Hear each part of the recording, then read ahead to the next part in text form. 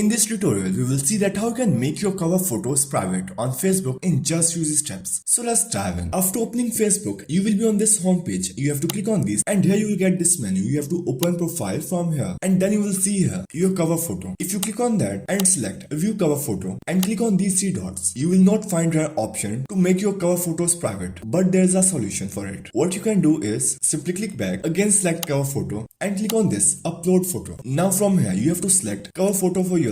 So for example, I will select this one and at the bottom side you will find this option, share your update to newsfeed. You have to uncheck this option and click on this save on the right top side. So first step is done. Now on the second step, click on this cover photo and now select this view profile cover and then swipe it. And now if you click on these three dots, you will find your option to edit privacy. You have to open it and then it will be on this public. You have to click on this see more and here you have to select option for only me and that's it. So that's how you can make your cover photos private on Facebook in just few steps.